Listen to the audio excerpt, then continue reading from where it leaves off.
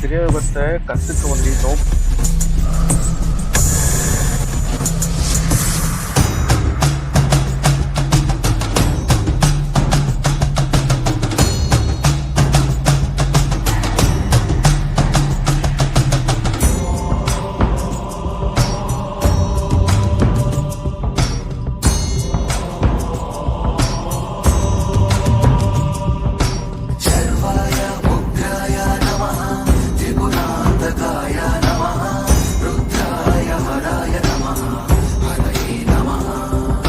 Class ரொம்ப நல்லா இருந்துச்சு. போன 2 கிளாஸில் கிரியாயோகத்தை பற்றி நீங்கள் ப்ராக்டிக்கலாகவும் தியரிட்டிக்கலாகவும் சொல்லியிருந்தீங்க. அதுவும் ரொம்ப தெளிவாக தான் இருந்துச்சு. ஆனால் இன்றைக்கி கிரியாயோகத்தில் சில பகுதியும் மற்ற பகுதி ஆன்மீகத்திலும் சேர்த்து இன்றைக்கி ஒரு நீண்ட நேர கிளாஸு ரொம்ப தெளிவாக குழப்பம் இல்லாமல் எடுத்துருந்தீங்க. கிரியாயோகம் உடலுக்கும் மனசுக்கும் சேர்ந்து இருந்தாலும் இன்றைக்கி எடுத்த இந்த கிரியாயோகம் ப்ளஸ் இந்த ஆன்மீகம் எல்லாத்துலேயும் சேர்த்து பார்த்திங்கன்னா ஒரு மனிதன் பார்த்திங்கன்னா ஒரு இன்றைய காலகட்டத்தில் ஒரு நிம்மதியான வாழ்க்கை வாழறதுக்கும் உடலையும் மனசையும் ஆரோக்கியமாக வச்சுக்கிறதுக்கு மற்றவங்ககிட்ட எப்படி அன்பாக இருக்கிறதுன்றதுக்கு எல்லாத்துக்கும் ஒரு அடிப்படை ஆதாரமும் இன்றைக்கி எடுத்த கிளாஸ் இருந்துச்சு. அதையும் தாண்டி பார்த்திங்கன்னா பிரபஞ்ச ரகசியம் ஒளி ரெண்டுத்துலேயும் இருந்தும் மனுஷன் இன்னைக்கு எந்த நிலையில் இருக்கின்ற வரைக்கும் பார்த்தோன்னா நல்லாவே இன்னைக்கு தெளிவுபடுத்திருந்துங்க. இது என்ன மாதிரி இருக்கிற பல ஆட்களுக்கு மற்றும் வாழ்க்கையில் என்ன பண்ணுறதுனே தெரியாமல் இருக்கிற ஆட்களுக்கும் பார்த்தீங்கன்னா இது மாதிரி ஒரு வழிகாட்டலும் ஒரு ரொம்ப அவசியம். உங்களுடைய சேவை இன்றைக்கி இருக்கிற மக்களுக்கு நிறைய தேவை. நீங்கள் எடுத்துருக்கிற முயற்சிகளுக்கு ஒரு நல்ல வெற்றி கிடைக்கும் சொல்லிட்டு பரம்பொருளை வேண்டி வணங்கிக்கிறேன். மிக்க நன்றி. அறிவோம். இப்போ நான் சொல்லக்கூடியதை புரிஞ்சுக்கிட்டாலும் சரி, இதை புரிஞ்சதுக்கப்புறம் இதை நீங்கள் பயன்படுத்தினாலும் சரி, உங்களால் என்ன தெரியுமா பண்ண முடியும்? உங்களுடைய விதியை நீங்களே எழுதிக்க முடியும். இதுதான் சத்தியமான விஷயம். இதுக்கு முதல்ல நம்மளை பற்றி தெரிஞ்சுக்கணும். இப்போ நம்ம ஒரு சில கட்டமைப்புகளாக ஆகிருக்கோம், ஓகேவா?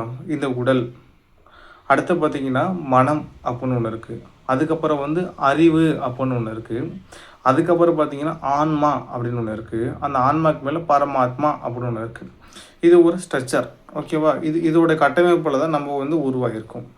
இது ஒரு நேர்கோட்டாக நம்மக்கிட்ட நடத்துகிறோமா இல்லை இதுபடி நம்ம செயல்படுறோமா கேட்டிங்கன்னா கிடையாது. தனித்தனியாக நம்ம என்ன பண்ணுறோம்னா பிரிஞ்சு செயல்படுறோம்.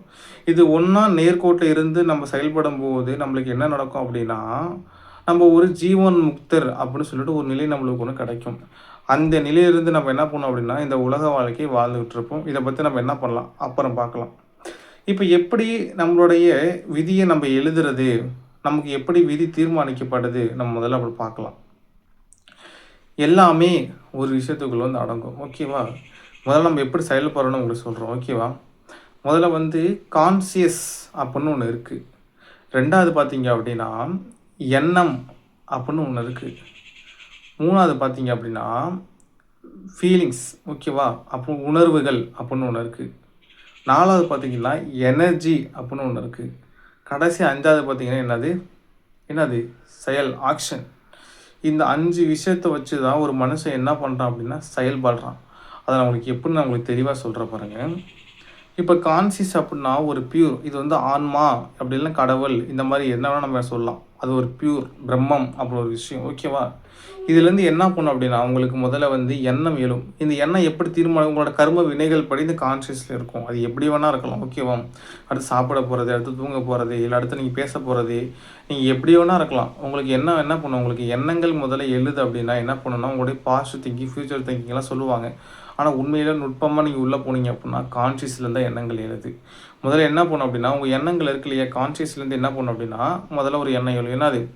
இப்போ உதாரணத்துக்கு சொல்ல போனால் பசிக்குது சாப்பிடலாம் அப்படின்னு உங்களுக்கு தோணும் போது என்ன நடக்கும் அப்படின்னா உங்களுக்கு முதல்ல கான்ஷியஸ் வேலை செய்ய ஆரம்பிக்கும். கான்ஷியஸ் படி நீங்கள் சாப்பிட்ணும் அப்படின்னு இருக்குன்னு வச்சோம், விதிப்படி நீங்கள் சாப்பிடணும் இந்த டைமுக்கு அப்படின்னு ஒரு விஷயம் இருந்தது அப்படின்னா உங்களுக்கு முதல்ல என்ன எழும் அப்படின்னா எண்ணம் எழும், ஓகேவா? என்ன பண்ணும்? சாப்பிடணும். என்ன சாப்பிடணும்? தோசை சாப்பிடணும். என்ன பண்ணும்? எண்ணெய் எழும். இந்த எண்ணெய் என்ன மாறும் அப்படின்னா உணர்வாக மாறும். அப்படியே ஃபீல் பண்ண தொடங்குவீங்க. ஆஹா இது என்னது முட்டை தோசையா இல்லை நார்மல் தோசை இந்த மாதிரி தோசை நீங்கள் என்ன அதை திங்க் பண்ணும்போது எண்ணத்தோடு சேர்ந்து என்ன உணர்வு என்ன பண்ணும் உள்ள சுரக்க ஆரம்பிக்கும். இந்த உணர்வு என்ன பண்ணும் அப்படின்னா சக்தியை தூண்டும். என்ன சக்தி?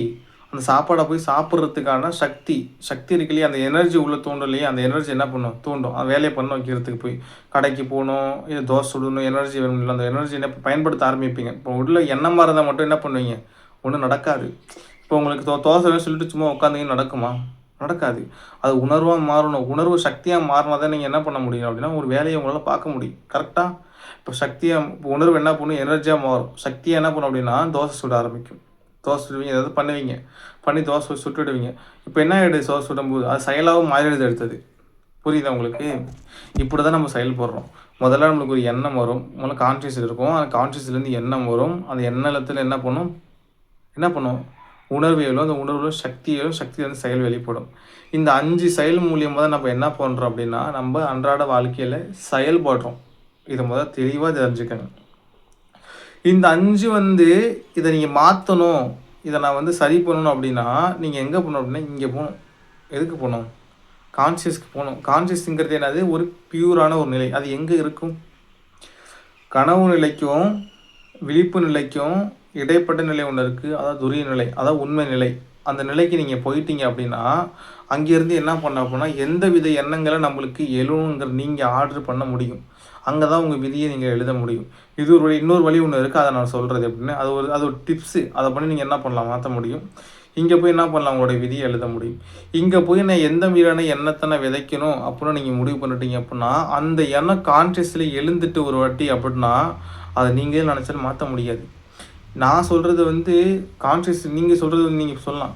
இப்போ நான் சாப்பிட்ணுன்னு நினைக்கிறப்பா, தூங்கணும்னு இது திங்கிங். நீங்கள் திங்க் பண்ணுறது, ஓகேவா? இது ஒரு வழி இருக்குது.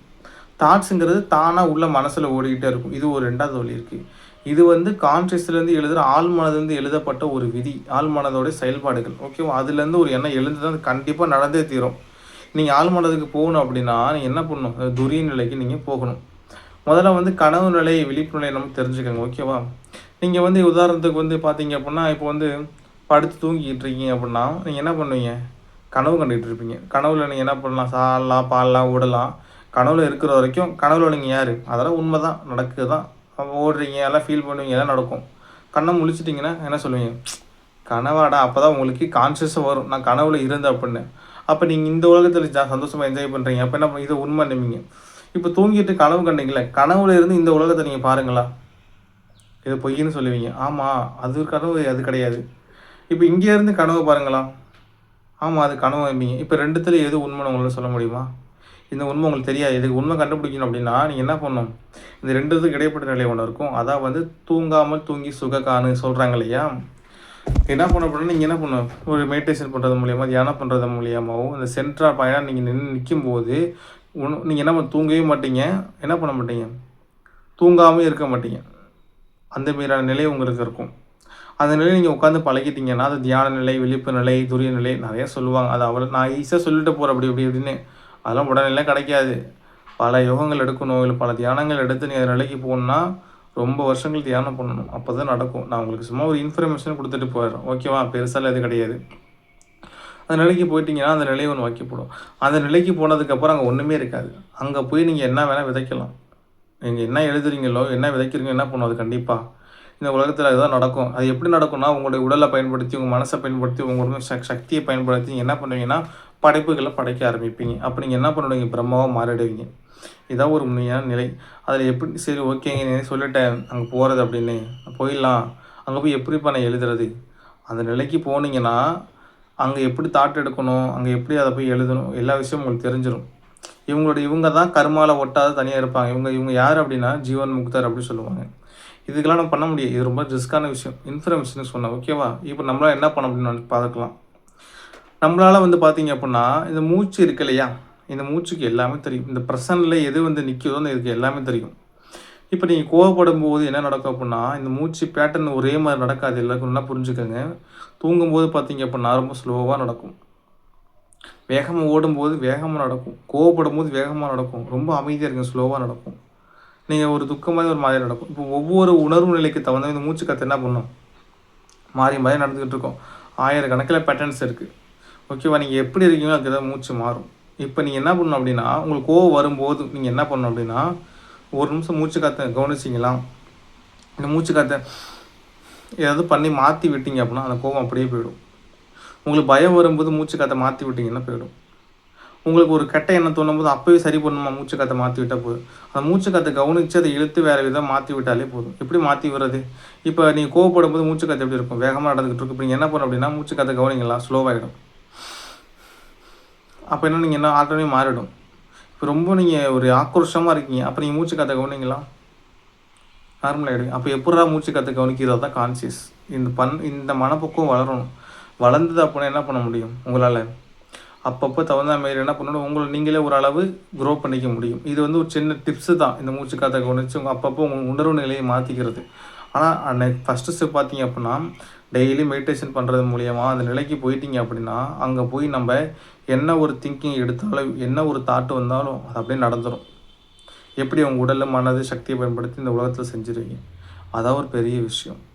எல்லோரும் என்ன பண்ணுங்க அப்படின்னா, மெடிடேஷன் பண்ணுங்கள், தொடர்ந்து ஆன்மீக விஷயங்களில் ஈடுபடுங்க, நிறைய விஷயங்கள் கற்றுக்கங்க, ஓடுங்க. ஆன்மீகத்தில் நிறைய விஷயங்கள் இருக்குது, ஏகப்பட்ட விஷயங்கள் குமிஞ்சு கிடக்கு. நாலேஜ், அறிவு, ஞானம்லாம் சொல்லுவாங்க, உள்ளது இருக்குது. உள்ளே போனீங்க ஒரு கடல்.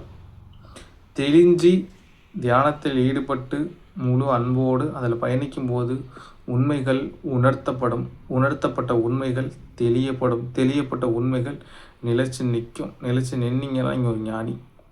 இந்த விஷயம் உங்களுக்கு ஏற்படட்டும். உங்களுக்கு அனைத்து வகை ஞானமும் வாக்கியப்படட்டும். வாழ்த்துறதுக்கு வயசு இல்லை. ஓகேவா? அதனால் என்ன பண்ணுறேன், வணங்கிட்டு இந்த முறையை நான் முடிச்சுக்கிறேன். நம்ம என்ன பண்ணலாம், அடுத்த வீடியோவில் மீட் பண்ணலாம். ஹரி ஓம்.